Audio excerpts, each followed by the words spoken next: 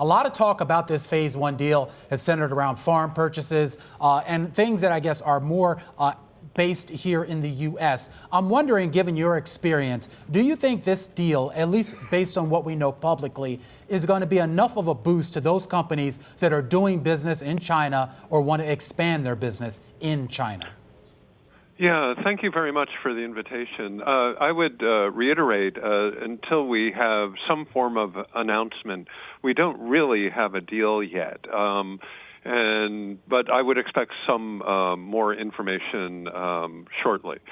So if we do have, as we would expect, a phase one deal, I think certainly agricultural products will benefit. It'll be very interesting to see if energy products are included in that mix. Another thing that we're quite confident of, but not certain, is that the December 15th tariffs will go away. There may be a rollback of some of the September tariffs as well. But that is not finalized yet. We do not have a text of the agreement. I would not expect a text of the agreement today or tomorrow or this week. And the devil is in the details there at the microeconomic level for each company. And the sooner we have a text, the better. I hear what you're saying, Craig. When it comes to the tariffs, you mentioned potential rollback of some of the existing tariffs.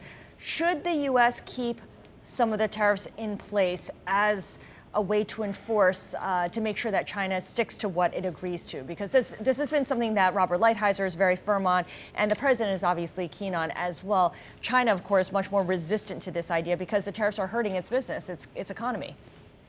So on October 11th, the last face-to-face negotiations between China and the United States, China brought to the table the phased approach that some of the tariffs would go away in response to a positive solution to some of America's complaints. So the question of which tariffs will go and when, I believe, is probably being discussed right now. And I don't know the answer there. The Chinese would prefer to get to zero tariffs or zero additional tariffs, just normal tariffs, as quickly as possible. However, they realize that President Trump isn't going to go there, and therefore we have the phased approach. It will the most difficult decision that the two sides have is how many tariffs go away in return for what? And over the next few hours, we should have the answer to that.